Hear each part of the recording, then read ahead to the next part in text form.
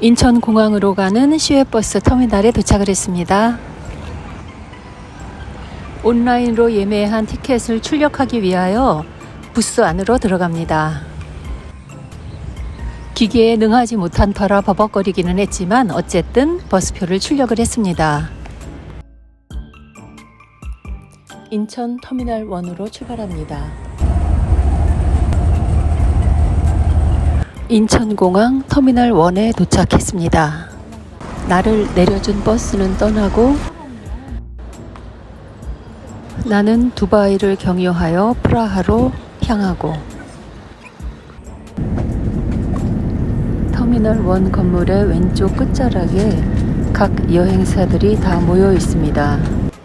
이번 여행의 인솔자를 만나 간단한 설명을 듣고 체크인 카운터로 이동하여 수속을 마칩니다. 로밍 신청도 마치고 출국장으로. 출국장이 완전 북새통을 이루고 있어요. 출국 심사를 다 마치고 저녁 식사를 먹으러 푸드코트로 이동합니다. 운 좋게도 맛있는 육개장을 저녁으로 먹었어요. 까꿍 출발 준비를 하는 아랍에미레이트 항공 여객기. 비행기가 굉장히 크네요. 여행 첫날 오늘은 인천공항에서 출발해서 두바이를 경유하여 체코슬로바키아 프라하까지 이동합니다. 와, 드디어 보딩을 시작합니다. 와, 비행기가 크다 보니 이코노미 출입구를 2개나 운용을 합니다. 단체 팀이라서 뒤쪽 좌석으로 몰아주었나 봅니다. 끝없이 들어가서 85H. 기내 85열은 처음 보네요. 비행기가 커서 그런지 비상구도 엄청 많아요. 에미레이트 항공의 특이한 점은 조명이 남달라요. 핑크핑크. 타자마자 조금 있다 첫 식사가 나오고, 근데 김치가 나왔어요. 적당히 먹고 깜깜한 밤 하늘을 비행하기 시작한 지 8시간째. 도착 2시간 정도를 앞두고 두 번째 식사가 서빙되었어요. 내가 택한 메뉴는 스크램블드 에그. 버섯은 많이 짜고 내 입맛에는 그냥저냥. 드디어 두바이의 불빛이 보입니다. 모두 숨죽여 안전한 랜딩을 기원합니다. 새벽 4시 두바이의 불빛은 휘황찬란하기 짝이 없고,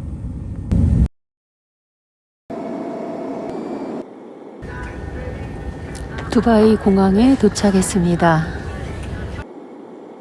인천에서 두바이까지 6,735km. 안전하게 잘 도착했습니다. 담당했던 스튜어디스하고 사진 한 장 부탁해서 찍었고요. 프라하까지 커넥션 되는 비행기 수속 밟기 위하여 이동합니다. 두바이에서 체코 프라하까지 타고 갈 비행기입니다. 두바이에서 체코 프라하까지는 2,850km, 6시간 50분 정도의 비행을 예정합니다. 프라하행 비행기에 오릅니다. 독특한 복장의 아름다운 승무원들.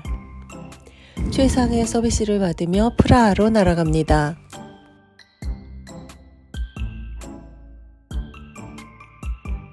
두바이에서 프라하까지 2,849km, 거의 7시간에 거쳐서 프라하에 도착을 했습니다.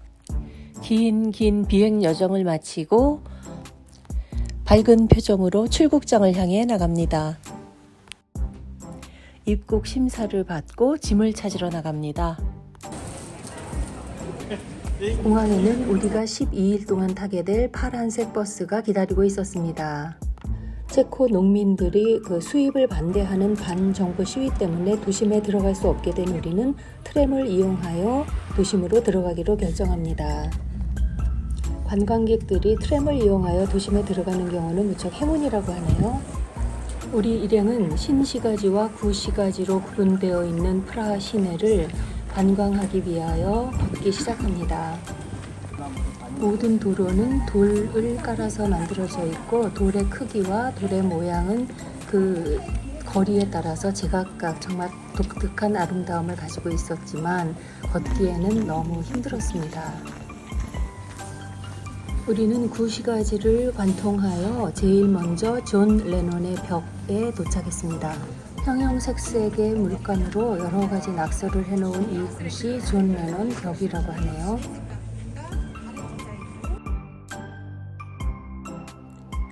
존 레논 벽을 보고 또 구시가지를 향하여 걷다가 운하 같은 강줄기를 봅니다.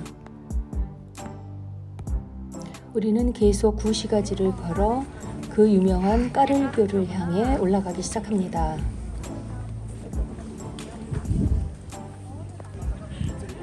까를교는 양쪽으로 16개의 커다란 조각상이 질비하게 늘어서 있는 고풍스러운 프라하의 아름다운 다리더라고요. 하늘에는 구름이 잔뜩 끼고 좌우로 세워진 16개의 동상은 잿빛 또는 흑빛으로 보였어요. 마치 시간이 멈추어 선 것 같은 느낌이었어요. 그러나 그 다리를 다 건넜을 때 정말 아름다움을 봤습니다. 이곳은 매 정시가 되면 특별한 퍼포먼스를 보여주는 천문시계 앞입니다. 매 정시마다 특별한 퍼포먼스를 보여주는 천문시계는 유명한 관광 명소였어요. 우리는 천문시계를 보고 그리 멀지 않은 하벨 시장으로 발걸음을 옮깁니다.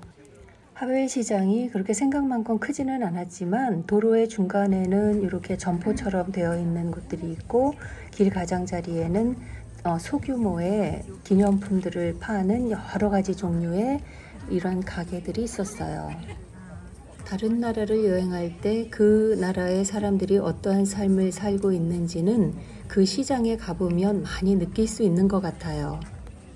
물론 관광지에 세워진 전통시장의 모습은 많이 변질이 되기도 했겠지만 그래도 그들의 삶을 단편적으로나마 느낄 수 있어서 참 좋았습니다. 프라하 구시가지에서 판매되고 있는 상품들의 면면을 보며 체코인들의 솜씨와 그들의 예술적인 감각을 느낄 수 있었습니다. 프라하의 야경은 이 관광 상품 중에 꼭 들어가는 아주 필수 코스라고 합니다. 주변에서 들려오는 체코인들의 그들의 언어를 듣는 일은 참 재미있고 참 흥미로웠어요.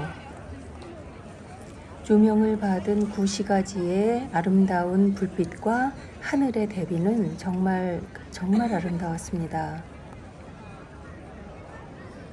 바칠프 광장의 야경을 보고 우리는 계속 구시가지를 걸어 낮에 보았던 카를교의 야경을 봅니다. 정말 세계 각국의 다양한 사람들이 다양한 언어를 사용하며 이 카를교의 야경을 보기 위하여 모였다는 것을 새삼 알게 됐습니다. 이틀에 걸친 여정을 마무리하고 이제는 호텔로 체크인을 하러 이동합니다. 일정상으로는 이틀째 되는 날이지만 실질적으로 호텔에서 숙박을 하는 것은 처음이에요. 체코슬로바키아의 호텔은 어떻게 되어 있을까 궁금한 마음으로 6층의 2호실, 제가 혼자 묵게 될 방으로 들어갑니다. 우노 플라그 호텔은 굉장히 작고 소박했지만 이틀에 걸친 피로를 모두 풀어줄 아늑한 호텔이었습니다. 이제 여행 둘째 날을 마감합니다.